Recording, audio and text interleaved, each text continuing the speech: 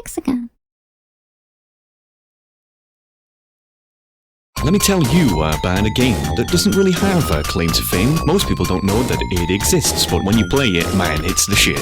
Made by Sega in '93 for us to enjoy, just you and me. And even though it looks quite easy, it's so fucking hard it makes me red, blue, green, yellow, purple. These are the colours at the core. If you want to win, then you've got to connect 4. That's what you've got to do to get the high score. This track is actually pretty dope, but why is Robotnik having a stroke? There's more to this game than it seems. This is Dr. Robotnik's Mean Machine.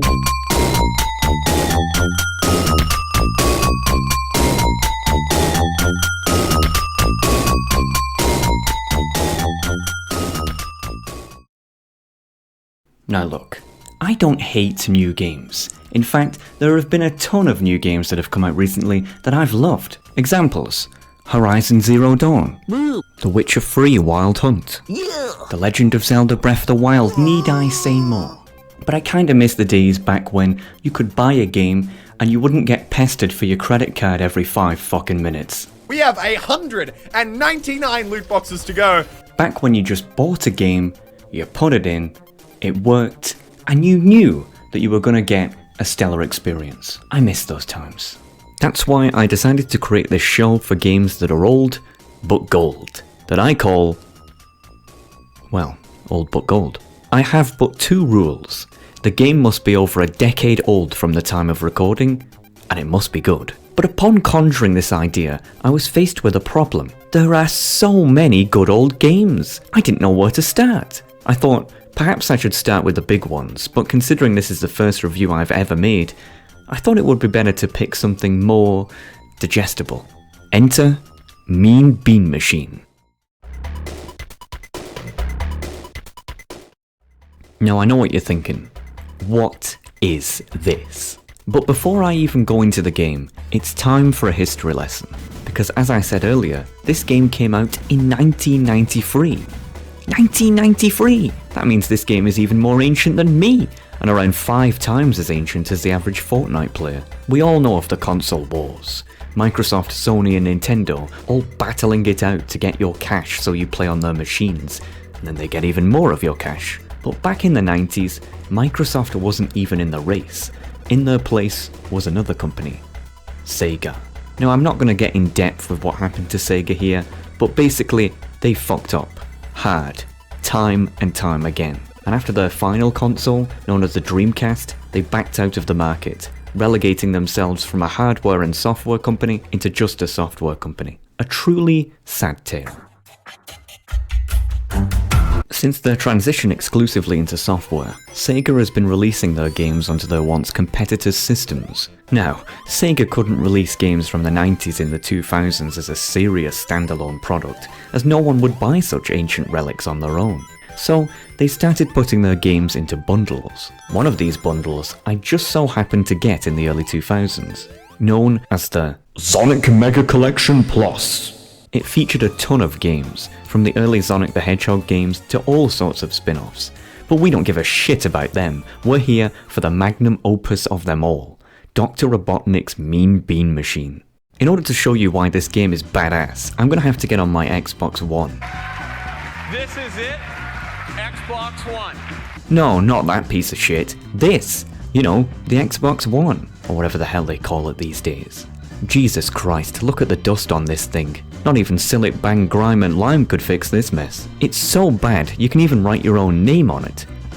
Or, as less mature people would do, draw rude things, but we're not gonna do that. This is it, Xbox One. Alright, enough bullshit. Let's get this thing hooked up and get in the game.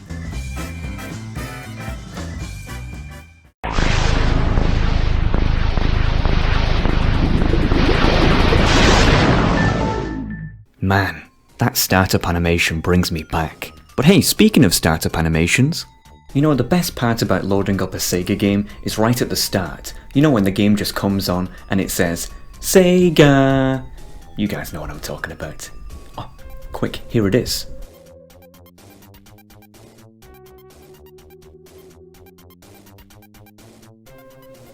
Well, fuck you too then.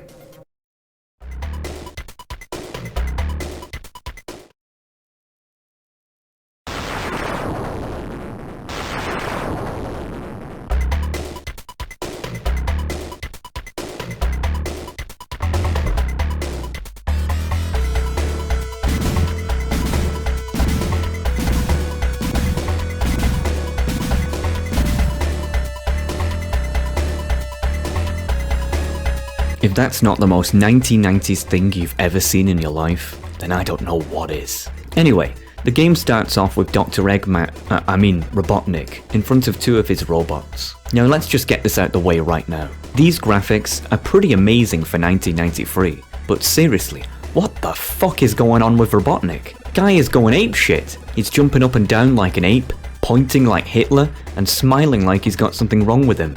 Over and over again. I mean, Jesus Christ, man, lay off the crack. Can you guys imagine if I started this episode the same way as this game does?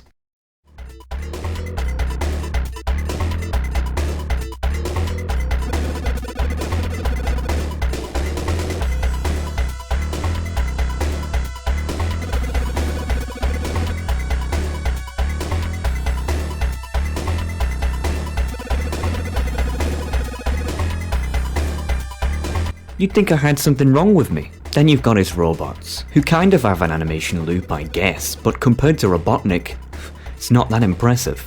I mean, seriously, what's with the imbalance here? I mean, it's not a big deal, but I just don't get it. Anyway, on to the dialogue. He starts the game by saying, Voice actor mode engaged. Witness my evil dream to rid Mobius of music and fun forever. First thing that came into my mind was, what the hell is Mobius? I thought the Sonic universe existed on Earth, but apparently not. I later realised that this game is actually not based on the mainline Sonic universe that we all know, but on the American cartoon instead. Oh yeah, this is also the only Sonic game I can think of which doesn't have Sonic in it, or even references to him for that matter. So this is a Sonic game without Sonic that's set in an alternative universe. I mean, I'm confused already, and I'm only 5 seconds into the game. My latest invention, the beans mean steaming machine, will not only dispose of those fun-loving jolly beans of Beanville, but turn them into robot slaves to serve my evil purposes. Robots, bring me those beans! The robots then just disappear out of thin air because the developers spent half this game's budget on Robotnik's sprite animations and couldn't afford to make any more. Then Robotnik does the weirdest laugh I've ever heard in my life. Well, that was interesting. Okay, so the game starts with a basic tutorial. Use left and right to move the beans as they arrive. Use the buttons to rotate them one way or the other as they fall. Use down to speed their descent. Group up 4 or more together to let them escape. Okay, seems simple enough. If space runs out, then they cannot be saved? Jesus Christ, that is morbid. The game is essentially telling you that if you fuck up and lose, the beans will die and go to heaven. Great, now the pressure is on. I like how even the game itself is so horrified that it even delays the text by a second. Going to be honest with you guys, I think the beans are going to die either way though. I mean, take a look at their faces just a second before they are apparently freed. Does that look like the face of someone who's about to be saved to you? Then look, they just explode out of existence. It seems no matter if you win or lose, the beans just get fucked either way. This game is just one big beanacide. Yes, it's a word. Oh well, let's just try not to think about it too much. Watch out for the refugee beans that cannot be grouped, but must escape with a neighbouring group. So wait a minute, there are beans that spawn from thin air, get in the way all the time, and no one wants them around, and they decided to call them refugee beans? Yeah, that wouldn't go down well today. Okay, so after the tutorial, the game finally begins. Stage 1. Oh fuck, not more cutscenes. Voice actor mode engaged. Again. Beans, let me give you a hand or two. I've to prepare Dr. Robotnik a beautiful bean feast. Holy shit, that fat asshole doesn't just turn the beans into machines, but he eats them too. He's the last guy that needs to eat more. Ugh, whatever. Okay, so the game begins. Now I know what you're thinking. Alex, this just looks like a 1990s Tetris ripoff with a Sonic skin. And let me tell you right now, if you think that, well, I mean, you're right, I guess, but look, I never said this game was original. I just said it was old, but gold. This game can't really be appreciated just by looking at it on the surface. It's all the little details that I think makes this game as a package quite special. For example, you know in Doom as your health gets lower, the Doom guy's portrait turns even more bloody? Well, in this game the same occurs, kind of, but with the enemy. At the start of the game, they look very smug, but when they realise they are about to lose, they start shitting themselves, even bursting into tears near the end. And when they do finally lose, they kind of look like they have a broom up their arse. I like this detail, as it adds to the tension of the game. The soundtrack is also pretty badass, sounding somehow even more 1990s in the game's introduction.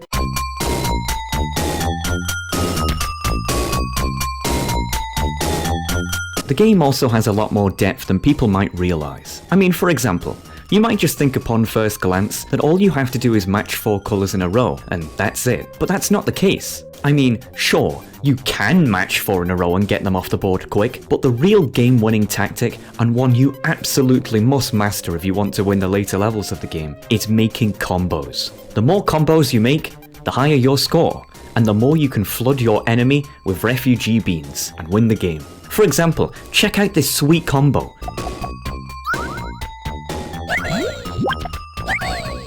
A lot of points for me, and look at my enemy's board. Jesus Christ! It's like Angela Merkel is running the show. Refugee beans welcome! Before you know it, my enemy is run out of space, and the level is won. As they say on League of Legends, GG, no re, big fat noob scrub, learn to play bitch, LOL!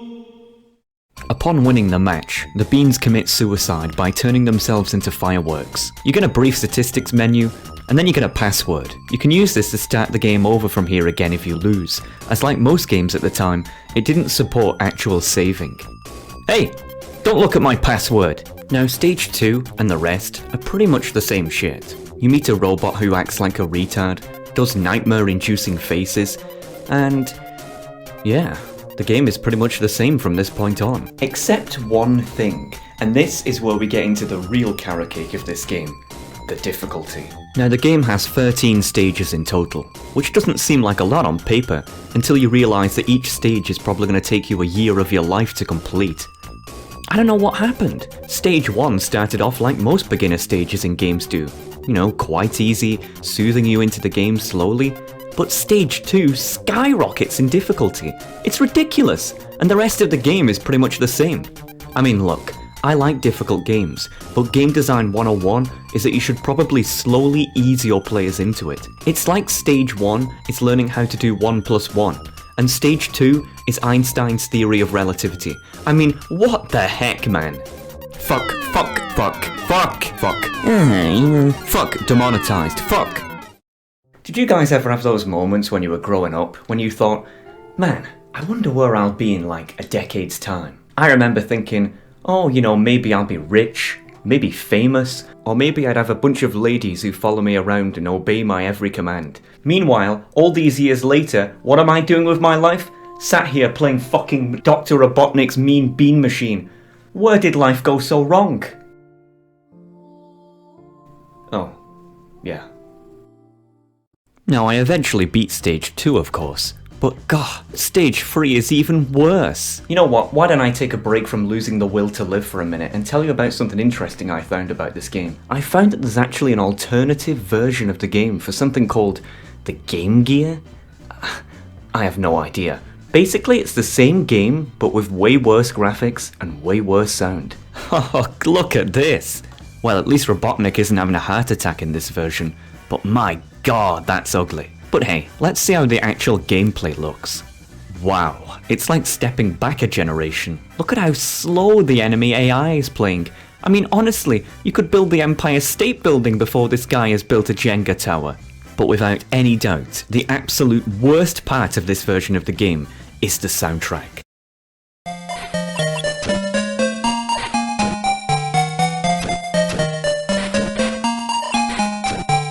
Holy shit, that's awful. It actually hurts my ears. No more! No more! Make it stop! I can see why Robotnik wanted to get rid of sound now. Yeah, don't play this version of the game. I don't know why it exists, and I don't want to know why it exists. Just don't play it. Okay, so I finally get Stage 3 down, after around 5 years. But get this, they've already started to run out of robot design concepts, as Stage 4 is a fucking monkey, with a light bulb on his head. Hexagon has more art originality, and we only have one artist. Well, if you don't count my Microsoft Paint masterpieces, that is. Ah well, I'm sure Stage 5 has a much better Holy shit! Yeah, I don't know what happens after Stage 4, but the robots just turn into the most scary, creepypasta nightmare material imaginable. I mean, what is this thing meant to be? A vacuum cleaner? Looks like something that greets you upon entering hell. Stage 6 isn't much better either. I mean, look at this thing. Are you thinking what I'm thinking? Oh my god, come on, that's just wrong. A dancing hot dog with eyes? I mean, how unrealistic. What? That's what you were thinking too, right? I should also point out that after Stage 5, the soundtrack changes. Well, I say changes, I mean it's the same as before, just way faster. Kind of like the composer took a line of coke or something.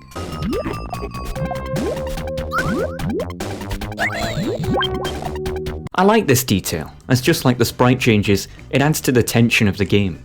It makes sense the further on in the game you go, the more intense the soundtrack should get. I mean, I just wish they would have made a completely different one for the mid-levels rather than just speeding up the one I've been listening to all game. But whatever, I guess. Stage 7 is just as nightmare-inducing as the last few. But this stage must have something wrong with it. You remember when I was bitching earlier about the sudden difficulty spike that starts at Stage 2? This is like the exact opposite of that. For some reason, this stage is ridiculously easy in comparison. I mean, it's not quite Stage 1, but it's honestly close. I can't tell if this is some programming error they didn't bother fixing, like maybe this was actually meant to be Stage 2's AI and they got it mixed up, or if this was by design as to give the player a slight break halfway through the game to motivate them to keep playing. I have no idea, but I know one thing for sure, it definitely feels hella wrong. But not that big of a deal. Okay, you know what, enough nightmare material for now. Before I started this review, I decided to look at other videos to see what other people were saying about the game, and I came across this comment, and this is amazing. A YouTube comment by a guy called, I shit you not, Dr. Robotnik mean bean ma, which makes me think he made this account just to make this comment. I mean honestly, this name is genius if you ask me. In the future when I have a son or daughter, and they ask me what I want to call them, forget Steve, forget Rachel, I'm calling them Dr. Robotnik Mean Bean Ma. This game is compared to battle rap. Once you sing a hot line after another is a chain reaction. It create more blocks against your opponent.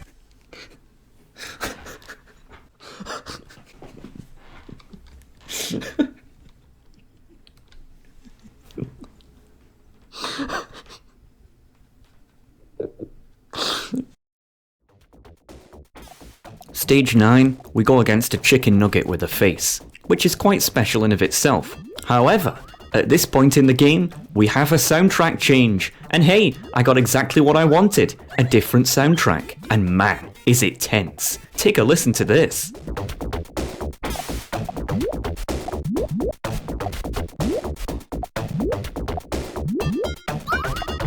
Unfortunately for me, I don't have much time to enjoy it because at this point in the game, it reaches astro-fucking-nomical levels of difficulty. Alas, after another 7 years or so of trying, I eventually get the chicken nugget down.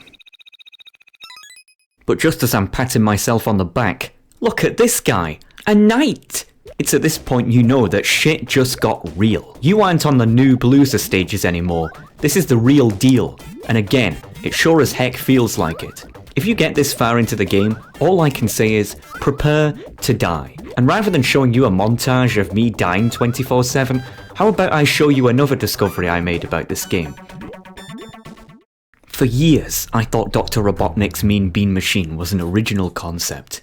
I mean yes, obviously it was a Tetris ripoff with a slight variation in the rule set, but I always thought that it was at least an original ripoff, if you get my drift. But alas, it turns out my entire life is a lie.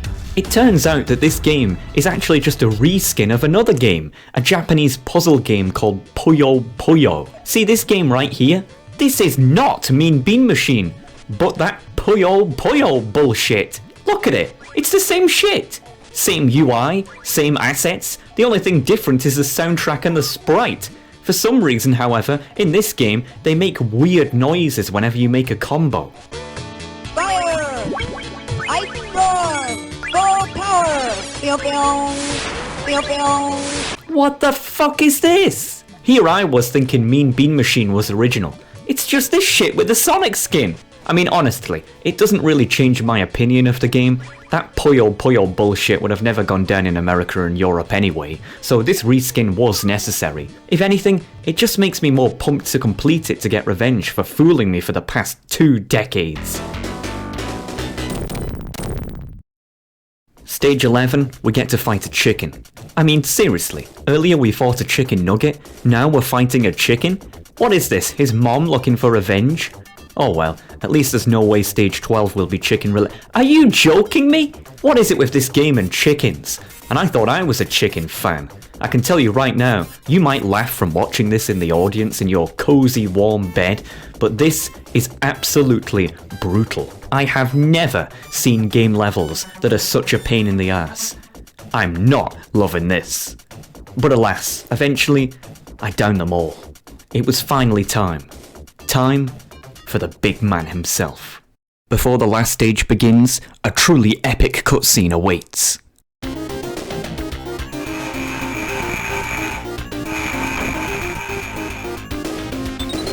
You dopey dunce-bots! Can't you do anything right?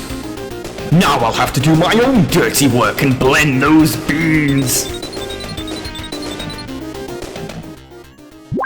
Controller sweaty, shades weak, Robotnik's heavy. This was it, the moment we've all been waiting for.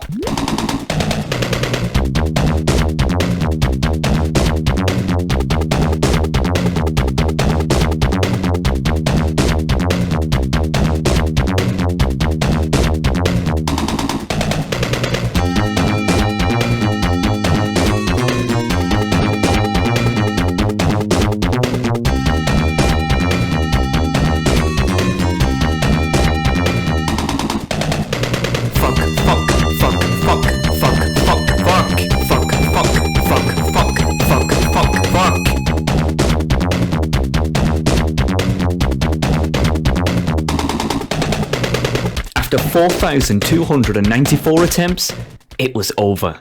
Victory at last.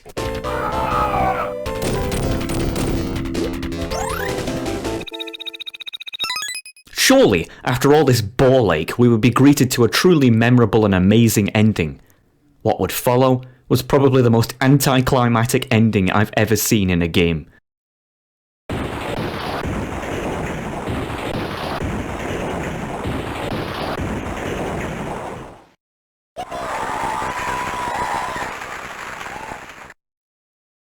Well, it was something, I guess. Oh yeah, before I forget, this game also has a multiplayer mode. Not multiplayer as an internet, mind you, but 2-controller split-screen multiplayer. They call it 1-player versus 2-player mode, which is mildly confusing. Basically, it's like the normal game, except against the person next to you. I never got to experience this mode, as I never had anyone to play it with. Sob for me. There's also an exercise mode, which is basically just the normal game, except there is no enemy. Yeah, single player is definitely the most relevant mode here.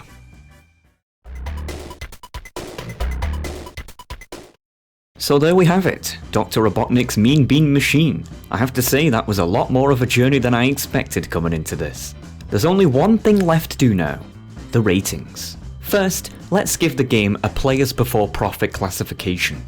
This judges the game purely on how financially respectful it is to the customer base. Now, obviously, being on Old But Gold, this game of course has a positive classification, and that shouldn't be a surprise at all, considering this game came out in 1993, before the corruption of greed truly entered the gaming mainstream like today. There are 5 points that determine what players before profit classification a game gets. The first, does the game have microtransactions? Again, as this game came out in 1993, of course it doesn't. Most console games couldn't even access the internet back then. Never mind ask for your credit card to buy some sweet bean skins. Pass. Secondly, is the game actually finished?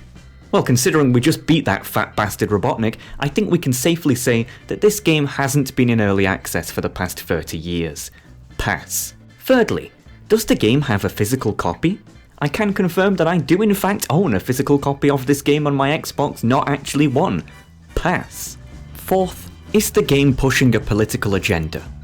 Well, I'm afraid to say that clearly Sega is trying to push a far-right Nazi ideology by using the term refugee. Of course it bloody isn't! It's a game about beans, for Christ's sake!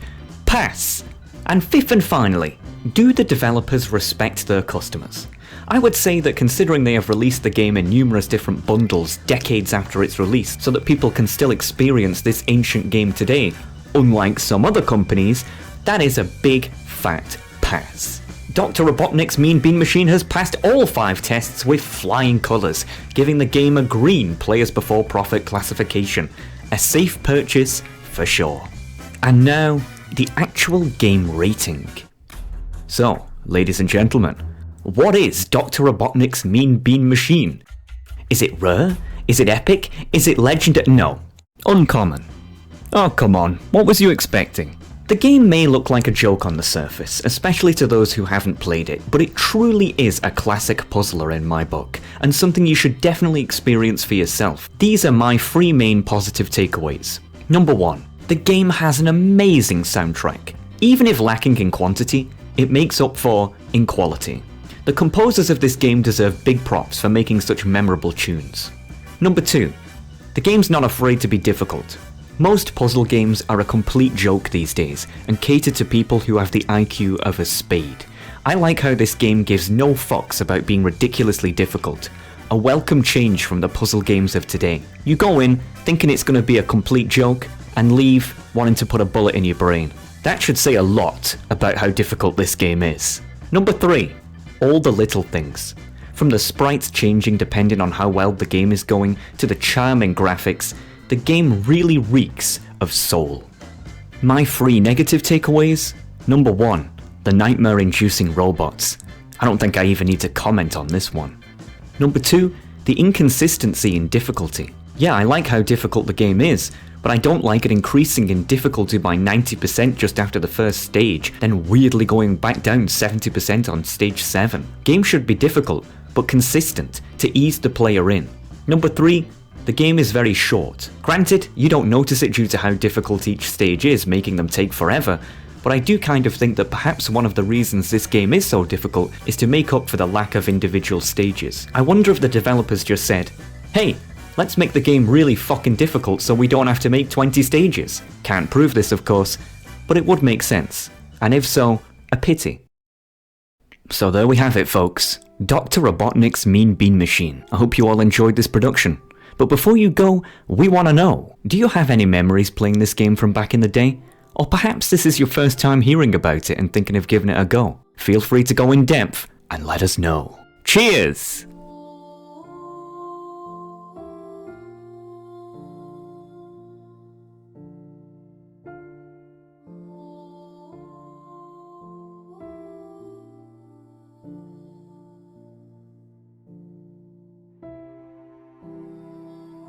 Hexagon.